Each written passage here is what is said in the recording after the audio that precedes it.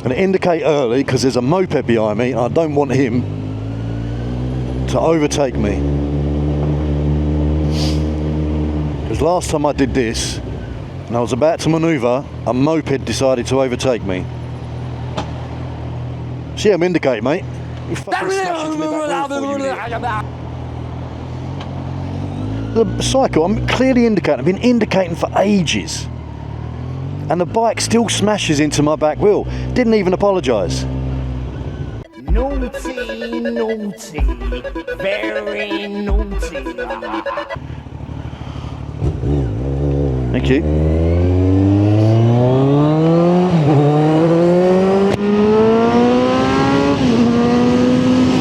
None of my bike's warmed up yet, but hey. Anyway, good morning. It is a lovely morning again, and I still have whippy straps. I thought I'd sorted that out this morning, but my straps are still whippy. So we're going to have to sort that out on the way. It's lovely and sunny. It's a lovely clear day. I think we had a little bit of rain overnight, so the roads are not completely dry. But there's a bit of a chill in the air. The dustmen are out. So we got to look out for rubbish, people doing emergency stops all of a sudden, and all sorts of other stuff. It looks already like it's got a bit busier. So, I mean, this is the first week in September. I know my kids are not back at school for another 3 days, but I think we may be in a situation where schools are going back. Parents are out and about, and kids are being dropped off. And I'm hanging back just here to have options, and I will try and sort out my flappy straps while I'm here. I'm keeping an eye on the light up there on the left, and I can also see the traffic light in the reflection of this truck's window, so we are good. I don't know what the angle's like. I know you guys like to see a bit of the bike, otherwise it makes you feel like you're floating, so I will try and accommodate that where possible. Oh, that's a rough start to the day, breathing in all that shit from his van. Let's get past him for the purposes of safety, health and safety, that is. Let's get ourselves out of that situation straight away. So, following on from our videos on commuting and filtering, I think we're on episode 5 now. I'm going to try and push out videos a little bit more frequently, a little bit more often, because I had a gap where I was on holiday, and I was literally away for 16 nights.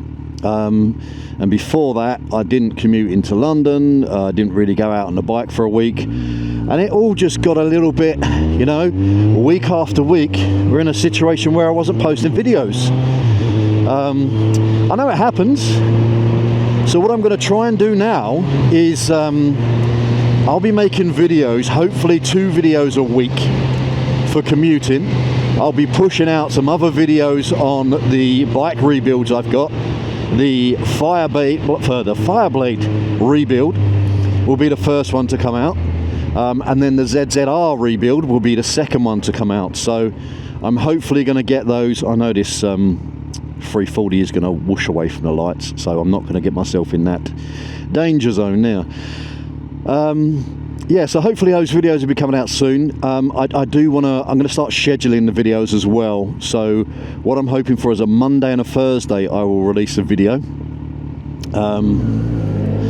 That's what I thought he was going to do. So even though he's slower than me, there was no point in me putting myself in that position, because then that type of guy is going to want to try and race you anyway. So stay safe. We're not gaining much from it. There's no traffic here. We don't need to, as we say, progress through traffic at this stage. We do have a truck coming up the inside and followed by another bike, so I'm just going to move myself over so that the bike, if he wants to go around, he can go around. He's seen me do that, so he's all good.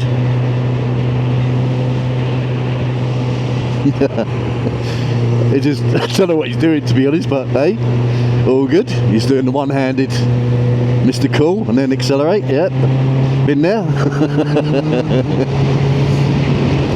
But again, I mean, we could have filtered there really, we could have done something, but not much going on. We don't need to be doing this when the speed's going the speed we want. We have a Volkswagen on the left hand side, loads of room though, so we've got time. We've got to watch out for this corner of this truck because it does poke out a little bit. We will progress slowly. I think we can gradually get through here, but this van is, there you go, see me, thank you very much mate, appreciate that. Yeah, we will progress slowly. We will go through where needed. It's now a roundabout, so there's not much requirement to filter through this traffic. We're in our lane. We don't really want to be crossing lanes at a roundabout because that is the biggest mistake that most people do when they are crossing. I did double lifesaver there, by the way, because even though I'm turning left and I left lifesavered, sometimes you get these idiots in the wrong lane and they're going to try and cut in. So if I double lifesaver there, if I saw someone trying to do that on the right, I would use my acceleration a little bit. Just getting myself out of the trouble there.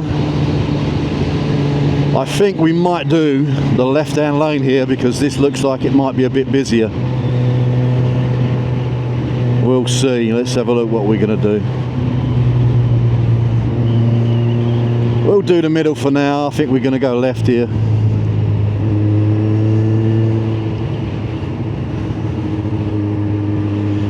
This is a ACL, advisory cycle lane. So we are looking out for cars and traffic and everything like that. People crossing the road. Red light coming up.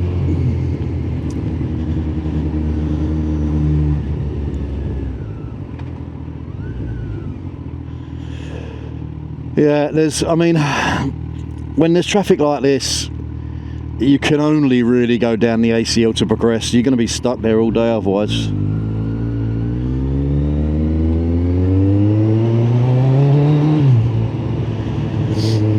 So, yeah, we'll use the ACL for this. We shouldn't be in there.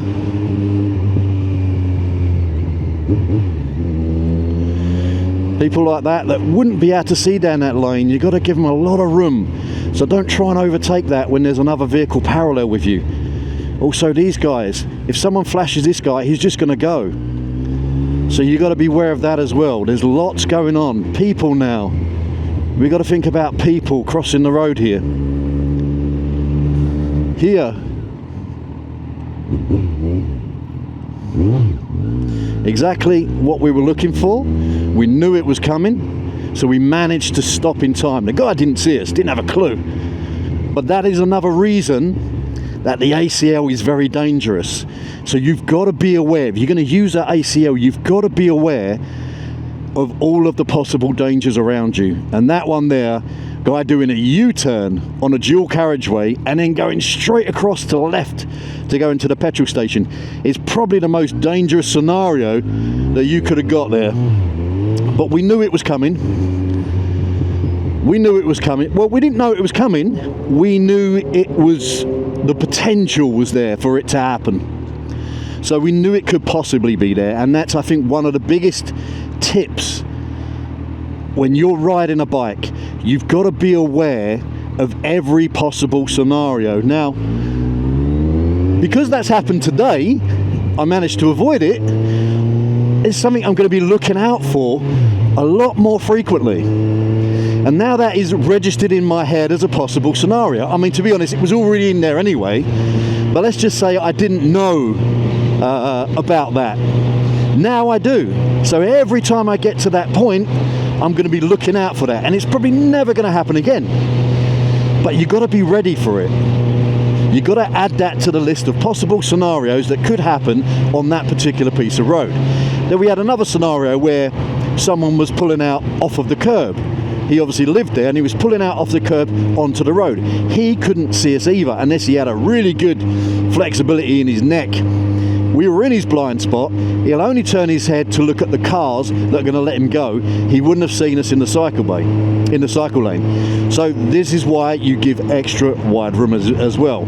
If you are not in a position where you are aware of all of these possibilities, I would say don't use the ACL, or be really careful and go very, very slow in the ACL. Everything's a risk. I mean, as I say in all my videos, I'm not trying to teach you how to ride, how to commute, how to filter, because I make what other people considered loads of mistakes as well. But most of the mistakes that people think I'm making, yeah, okay, they might be against the highway code, they might be against the law, whatever. But for me, they're calculated risks. So, yeah, keep yourself on the safe side at all times. Make sure you're aware of what's around you. And you should be good. But just accept all possible scenarios. Never accelerate or go through a gap with the thinking, I should be all right. You got to go through that gap, or you got to accelerate through that gap, or whatever you're going to be doing with the thinking of, I've got these options. These are the options I've got if something happens. If everything remains the same, no need. But you got to be thinking about your options all times. Otherwise, you're going to get screwed. Now, let's get on to some tips here, right?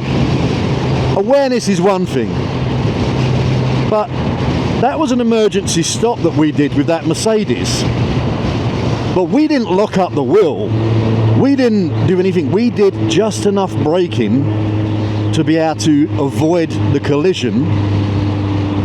And then there was another little bit of braking when he decided to turn into the petrol station as well. So practice those things. Just go to a car park, or yeah, actually go to a car park to start off with, and practice that. Practice that braking. See this guy here? We're in his blind spot, so the reason I didn't go over there, he could have got over, and he did. Practice that braking. Make sure that you know how to brake. Make sure you know how brakes work in terms of rear brake, front brake. Front brake is 70%, but the harder you brake on the front, the less effective the rear is. As you transfer the load to the front wheel, the back wheel lifts. So pressing the back wheel is more than likely pressing the rear brake is more than likely going to lock up the rear wheel the more load you have on the front.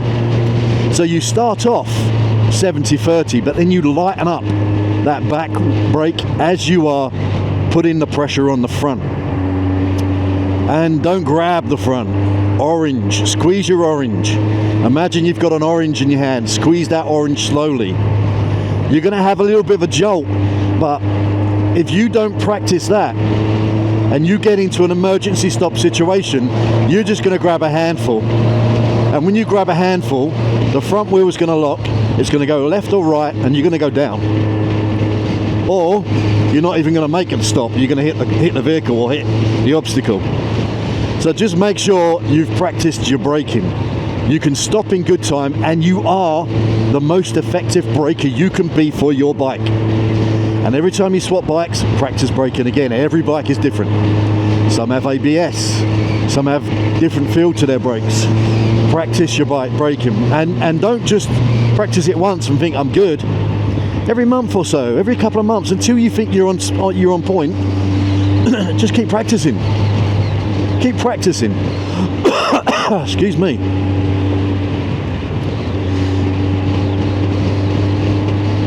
Practice your roundabouts. And I'm not just saying go round and roundabout as fast as you can trying to get your knee down. I'm saying practice your roundabouts, your lefts, your rights, your lane changes, the bigger roundabouts, the smaller roundabouts. Learn what to look out for. And practice your slow maneuvers. Your slow maneuvers are going to actually save you a lot of time.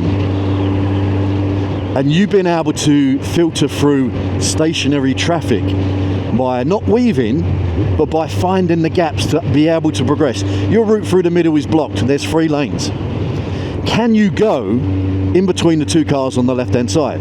They're stationary. Is there a gap to do that? You're going to need to practice your slow maneuvers to do that. You can't be trying to get through and putting your foot down all the time. This guy's right up my arse. So yeah, practice your slow maneuvers, practice your braking, practice your acceleration. You want to be able to accelerate fast out of trouble without flipping your bike, right? So you got to know how much throttle you can give in first gear. You got to know how to stabilize your bike if the front wheel does come up, but you still need to keep accelerating. You got to know you can get that front wheel down using the back brake. Body position, bike position, all of this sort of stuff. You kind of got to learn and you've got to practice. There's a truck there. Okay, we're good. There's a gap. Gear position as well. That's another really good one. Making sure you've got your gearing right for all of the scenarios. If you need to overtake and you're in 5th gear and you're doing 30, that's not the best gear to overtake in. You don't need to go as fast as you can to overtake, but you need to be in a position that you're going to get yourself out of trouble quickly. Overtaking, maneuvering, filtering, these are all the dangerous times, and you want to get in and out of trouble as quickly as you can. And I'm not saying filter through traffic at 90. I'm saying every single car is a different scenario. Every single place that a car is, and there's a space between two cars, is a different scenario. So you need to be filtering, and your speed will be going up and down, up and down, up and down. When it's clear, you'll be going normal speed. When you see an obstacle, you'll either be slowing down for that obstacle, or you may even be speeding up for that obstacle to get through that position before that gap shuts. So you've got all of these scenarios that you can adjust your speed with. So yeah, so top tips: learn your brakes, practice, and when you finish practicing in the car park, just get yourself to a quiet road, usually a 50 mile an hour, this guy's on his phone, usually a 50 mile an hour road would be ideal, but it's got to be a quiet one, almost like a country lane, but a straight one, long, good road surface. You don't want any debris, loose gravel, horse manure, dirt, straw, none of that stuff. Get yourself on a really good, find that road, and that's your practice road. Preferably with no houses around, no side turnings, no driveways, you know, none of that sort of stuff. You've got to make sure that this road is the optimal road for testing your brakes. So you're going to get yourself to 50 and you're going to test your brakes. Full stop all the way. Start at 30 if there's no cars around. Start at 30 and then progressively increase your speed, then 40, then 50. Learn the difference in braking from a low speed to a high speed, because there is differences. You do need to do things slightly different. Understand the load, feel the load as you put the load on your front brakes and you're hitting that back brake. Feel the back lighten up. Lock up the back wheel. Lock up the back wheel so you know when it's going to lock up. You know how much brake you can give it before it locks up. These sort of things you want to be doing, but you want to be doing in a safe environment. Now, you can't be going 50 mile an hour in a Tesco's car park, right? It's just not sensible. I don't care if there's cars there or not. It's not sensible. The Tesco's car park is not the place. Oh shit. For some reason I thought I was doing 20, but I was keeping up with traffic and everyone else was doing 30. Yeah, the Tesco's car park, although it might be empty on a Sunday morning, it's not the place to be practicing speed maneuvers. You can practice your low maneuvers in there. You can practice your slaloms, your balance, you get your cones out, you do your figures eights, you practice your slow maneuvers, but don't be practicing your acceleration and your bloody braking. I've seen people practicing wheelies in Tesco's. Again, not advisable. The road surface is not good enough. It's a car park.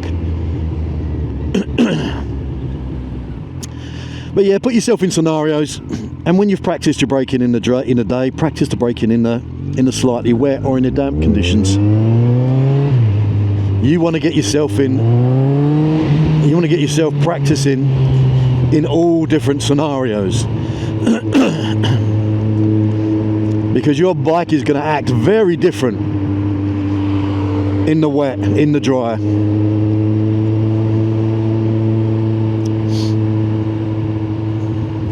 Do I get before or after the transit? I think I get after, don't I? But we hold, we got traffic lights coming up.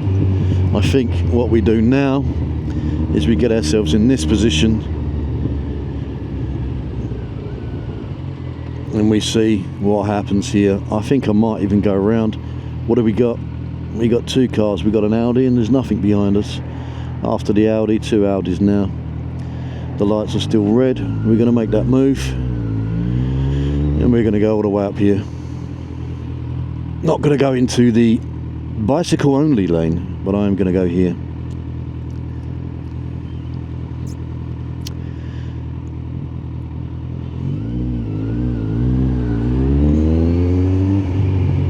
I'm going left, mate, it's good.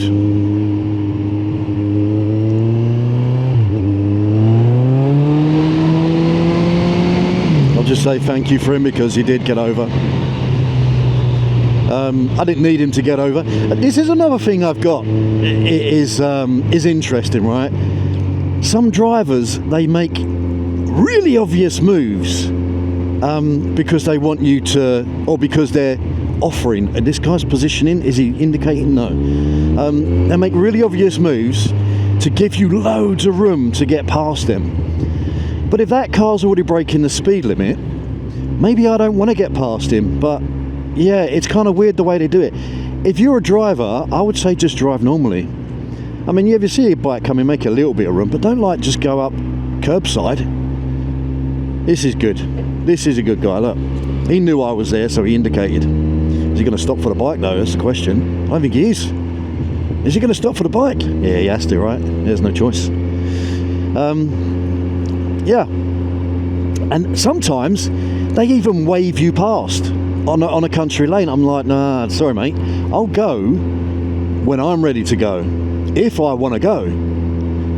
That's the annoying thing. Make a little bit of room if you can. That'd be great if you see us coming filtering, but don't wave us past. No, you don't want to be doing that, because if you're an inexperienced rider, what you might find yourself doing is saying, oh, he said it's okay. You're putting your life in someone else's hand you don't even know.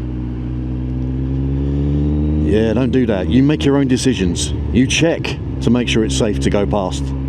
You check all of these scenarios to make sure you're good and you're happy and comfortable.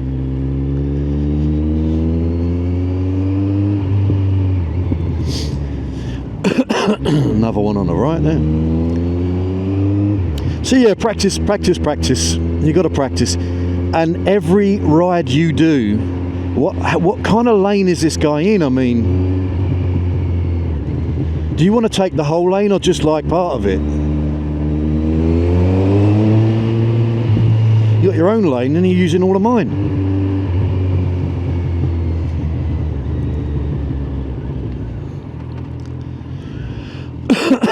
That looks like a nice little gap to get through, but I'm not going to do it, because now that gap closed and I'll be stuck there anyway.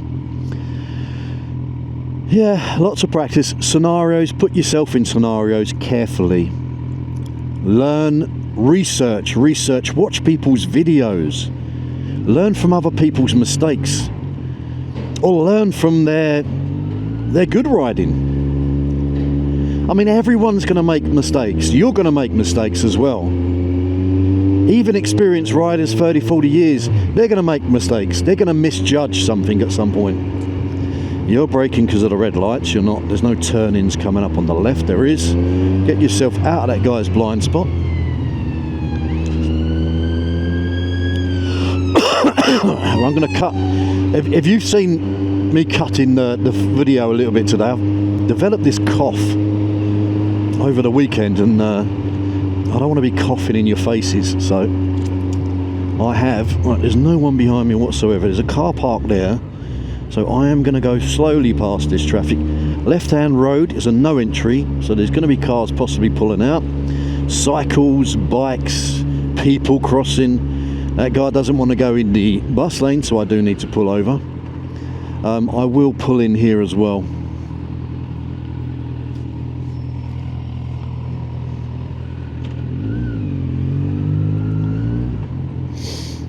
Car's indicating. We got that guy there. He's all good. CBR, nice.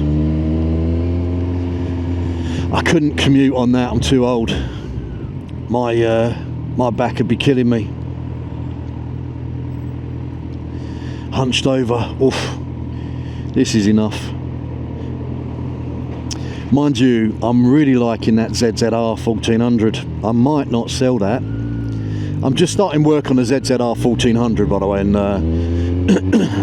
I am tempted, very tempted,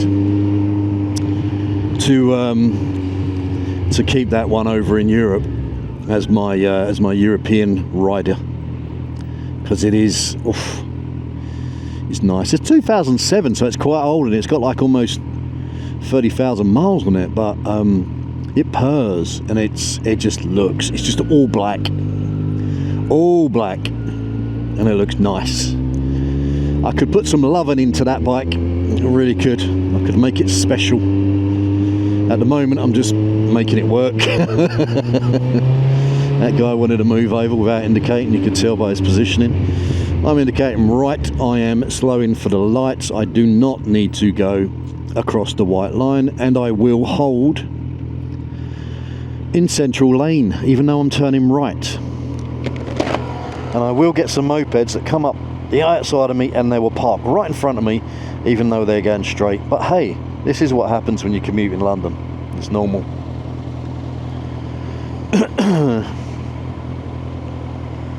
Anyway, it's been a bit of a long video. I'm going to try and cut these videos down a little bit, because 25 minutes, I know some of you like it, but I'm looking at the stats, and a lot of people are getting bored, and they're kind of switching off.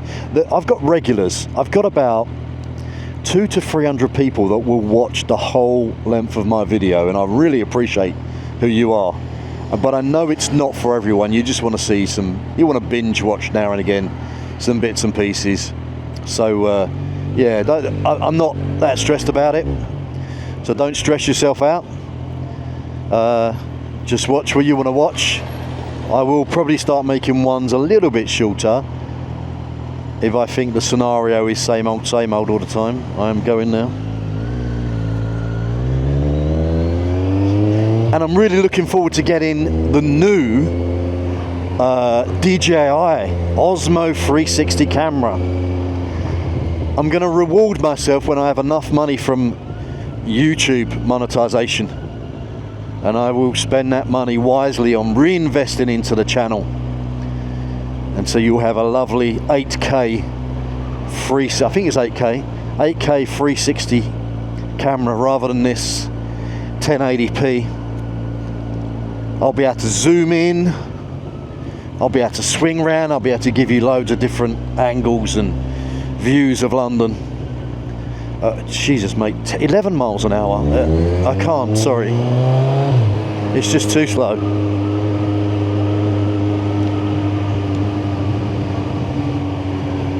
So yeah, we got some good things coming up. I will try and be a lot more regular now. 2 a week if I can is what I'm going to aim for.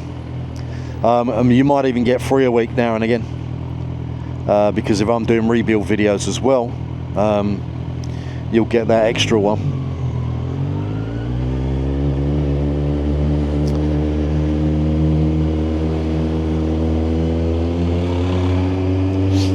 So let's see what there is to come. That's a nice gap. That's a nice gap.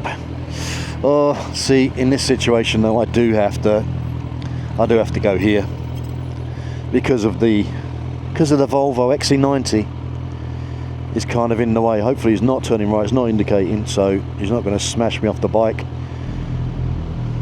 Let's see.